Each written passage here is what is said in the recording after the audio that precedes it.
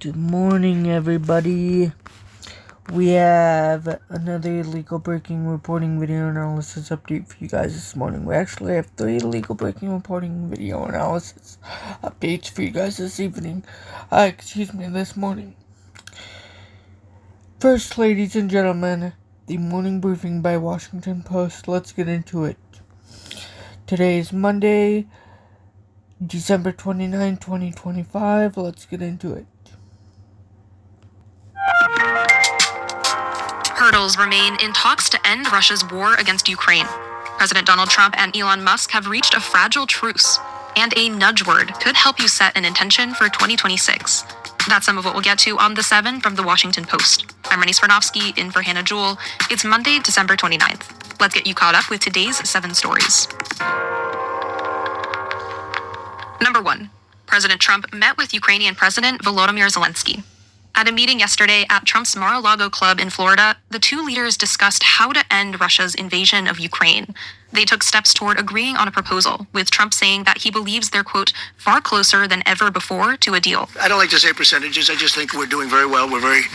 We could be very close. There are 1 or 2 very thorny issues, very tough issues, but I think we're doing very well. We made a lot of progress today, but really we've made it over the last month.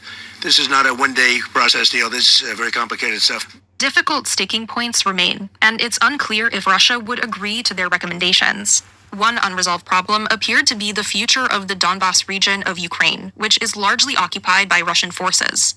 Last month, Ukraine rejected Russia's demand to pull troops from parts of the region to create a demilitarized zone. Now, Zelensky is proposing that both sides withdraw from the area to create an economic free zone with international troops. Trump and Zelensky said talks involving the 3 countries, including Russia, would continue next month.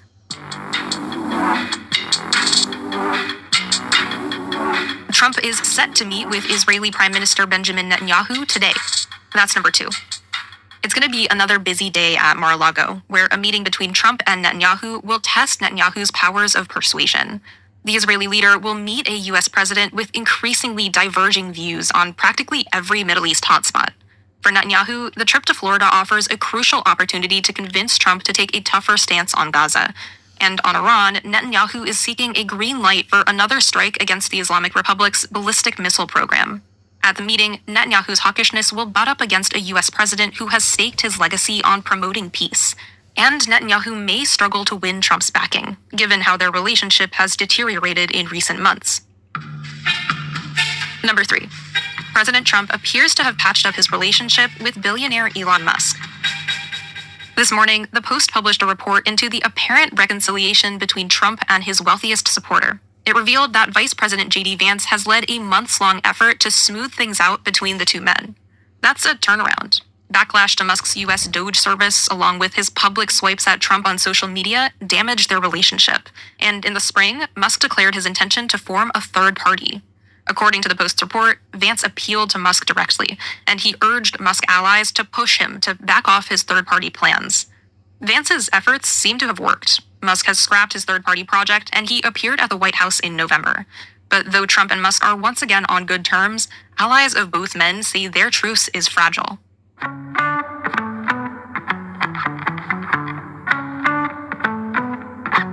Authorities said a man admitted to leaving bombs near the U.S. Capitol on January 5, 2021. That's number 4. Earlier this month, 30-year-old Brian Cole Jr. was arrested. He's suspected of planting pipe bombs near the headquarters of both the Democratic and Republican National Committees in D.C. the night before the January 6th riots at the U.S. Capitol. And in a court filing yesterday, authorities revealed new details. They said Cole admitted to planting the explosives and did so because he was frustrated by the workings of the U.S. political system. At first, prosecutors said Cole denied making, transporting, or placing the bombs. He said he had come to the district on the night of January 5th to join protests against the outcome of the 2020 election. But after being shown some of the evidence that had been gathered, the memo says Cole, quote, walked the agents in detail through his construction, transportation, and planting of the pipe bombs. Number 5. Giving children a smartphone before they're 13 may be especially harmful. Ron Barzilai is a professor of psychiatry at the University of Pennsylvania. He's also a father of 3. He gave his first 2 children smartphones before they turned 12 years old, but early results from his own study persuaded him to do things differently for his 3rd child. His analysis of data from more than 10,000 children in the US found that kids who received a smartphone at age 12 rather than 13 had different and worse outcomes. They had a more than 60% higher risk of poor sleep and a more than 40% higher risk of obesity. The study adds to growing research that suggests that heavy screen use can harm adolescent minds. For more on the topic, check out our recent Post Reports episode on school phone bans and our interview with psychologist Jean Twenge, who wrote the book 10 Rules for Raising Kids in a High-Tech World. Number 6. A substance found in coffee and dark chocolate could potentially help you age better. A study published this month could give lovers of dark chocolate and coffee a reason to smile. Researchers studied over 1,000 people and found that those with higher blood levels of an alkaloid called theobromine seemed to have slower cellular aging. The substance is most abundant in cocoa, but smaller amounts of it can also be found in coffee and tea. Still, don't double down on coffee and dark chocolate as superfoods just yet. The study found an association, not a causal link. And we don't know how much you would need to consume to get those anti-aging benefits. The Post's word generator can help you set an intention for 2026. That's number 7. Some of us are still deciding on our New Year resolutions for 2026, and it turns out that doing one simple thing could increase our chances of meeting those goals. It's called setting an intention. Research shows that intentions can play a key role in helping shift behaviors, and picking a specific word that resonates with you can help you create a vision for the year ahead. So the Post has created an online word generator to help. It's based on over 500 words that readers have picked for themselves in the past years. You can find the link to the generator in our show notes. And once you've chosen your word, writing it down somewhere you can see it can help keep you on track. All right, you are all caught up. But before you go, we are so grateful to have you as a listener. And now we want to get to know you better, to learn more about your listening habits and how you think our show can improve. We've got a new survey that we're running for a limited time, and we would love to hear from you. It shouldn't take more than 10 minutes to complete. To do that, go to washingtonpost.com/podcast survey. That's washingtonpost.com/podcast survey. When you're done, you can enter to win a $100 gift card. And if that got your attention, I'll say it one more time. That's washingtonpost.com/podcast survey. I'm Rennie Smirnovsky. I'll meet you back here tomorrow.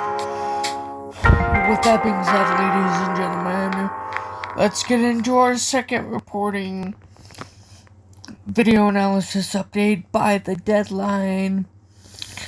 The American College Theater Festival serves affiliation with Kennedy Center after 58 years.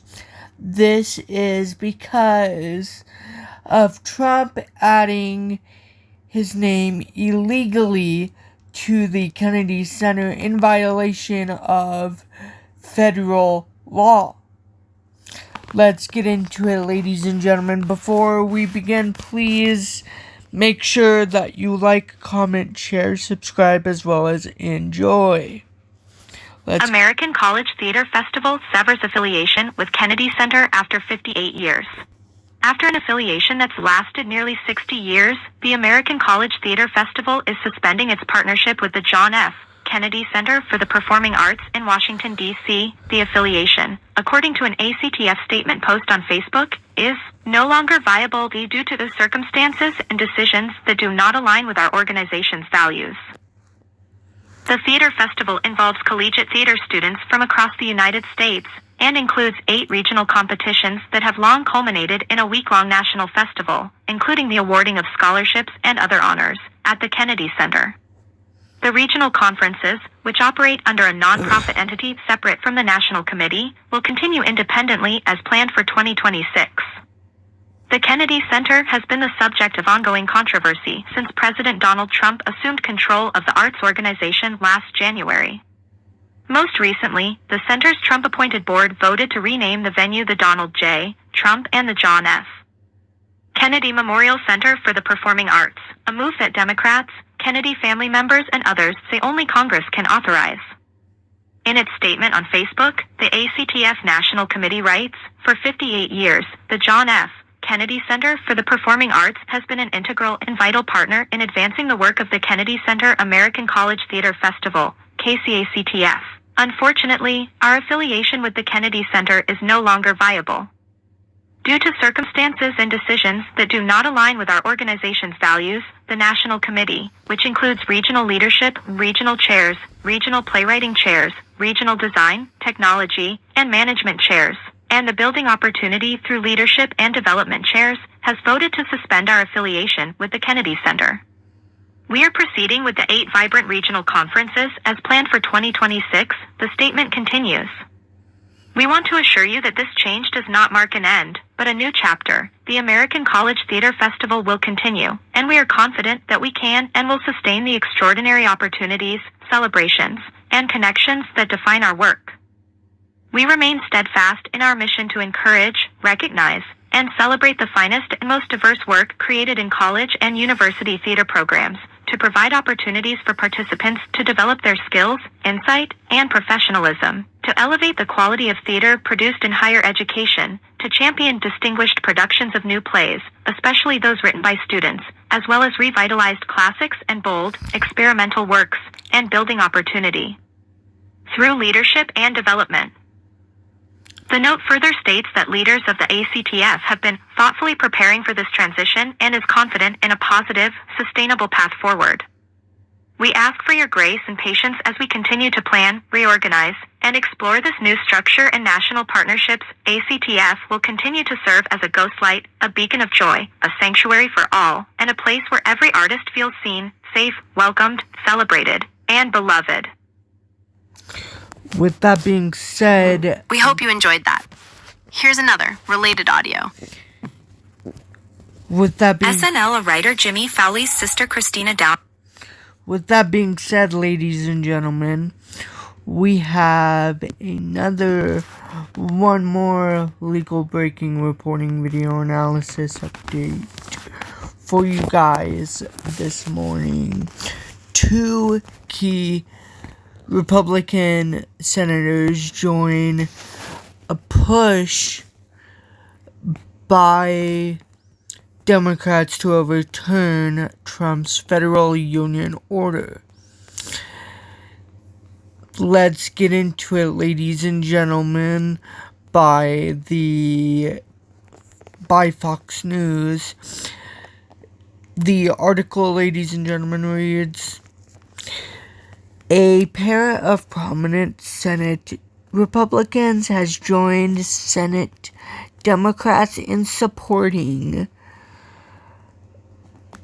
of legislation that would roll back President Donald Trump's executive order on federal unions. But whether the bill gets a vote remains in the air. The House last week passed its version of the bill from Senator Representative Jared Golden, Democrat from Maine.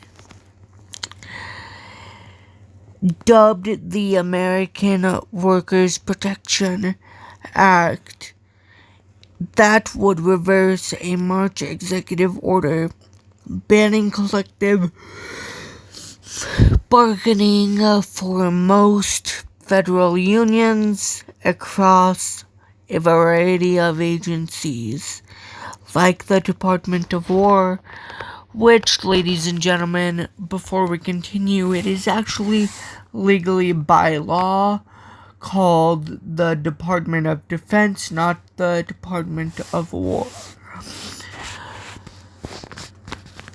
The Justice Department, State, Energy, and Veterans Affairs. That bill succeeded in the lower chamber with the aid of nearly 24 House Republicans, but the same level of support among Senate Republicans is unlikely. So far, only Senators Lisa Murkowski and Republican Susan Collins from Maine have have signed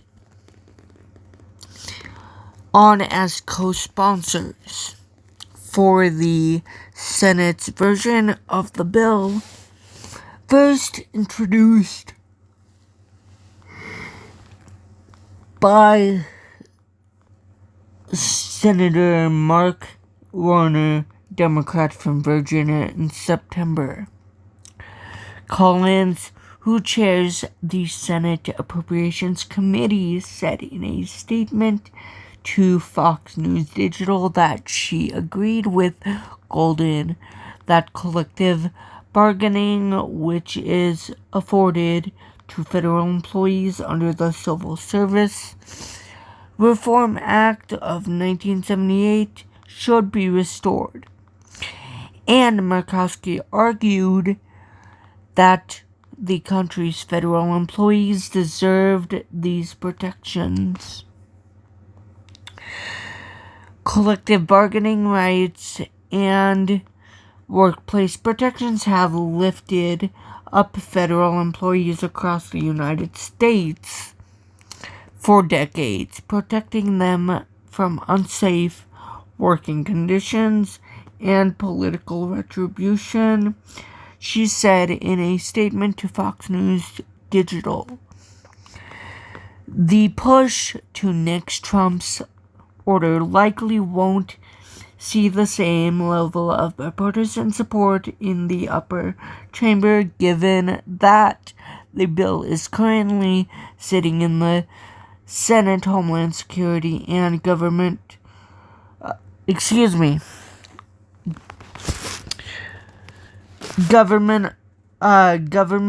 Affairs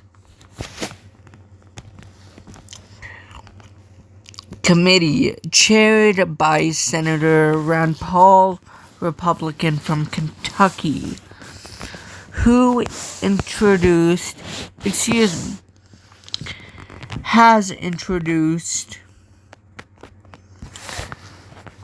several rights to work bills, and because one of the more pro-union Republicans, Senator Josh Hawley, Republican from Missouri, is skeptical of the bill.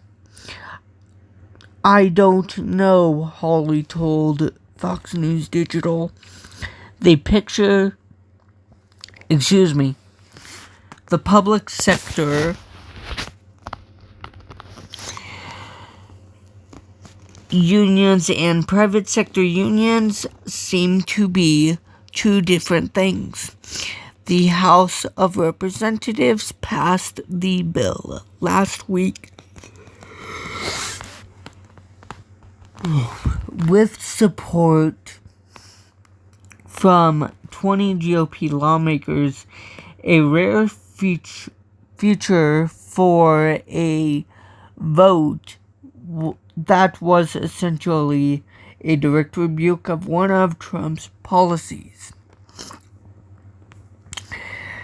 Golden got a vote on his measure by filing a mechanism called a discharge petition. It is designed to force a vote on legislation over the wishes of leadership, provided it gets support from a majority of House lawmakers.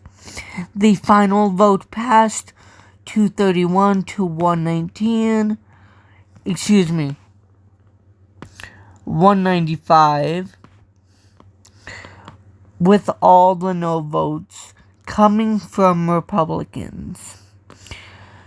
Such a mechanism does not exist in the Senate, but lawmakers could try to force a vote on the floor that requires consent from Republicans, which is unlikely. But a source close to Golden told Fox News Digital that he was engaged in conversations with senators about getting enough support to press for a chamber vote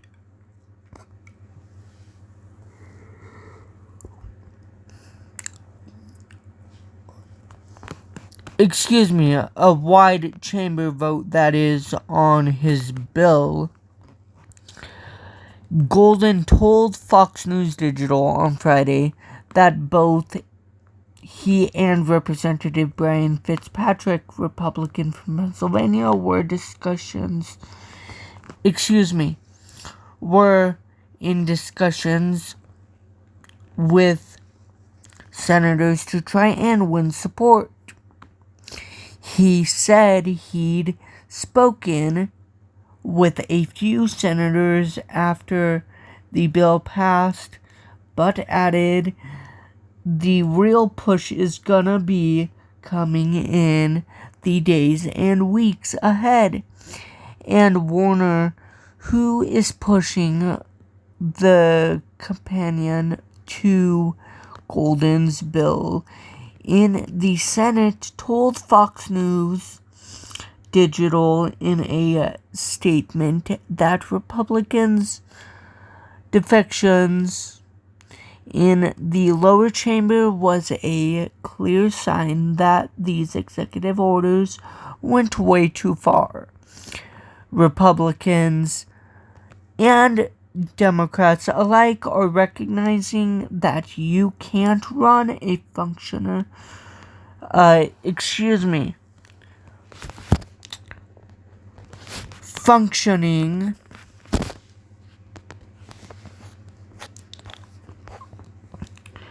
government by attacking the very workforce that keeps Americans safe.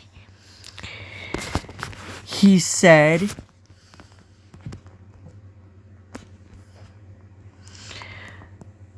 the bipartisan momentum in the House only strengthens our hand in the Senate, and I intend to build it. Intend to build on it. Ladies and gentlemen, that is going to do it for this legal breaking reporting and video analysis update. The third legal breaking reporting video analysis update. The first, second, third legal breaking analysis updates for you guys this morning, December 29, 2025. Happy New Year, and I hope you guys did enjoy. If you guys did enjoy, please like, comment, share, subscribe, and enjoy for more legal breaking news that you need to know about. I'll have much more to come soon in about an hour and a half.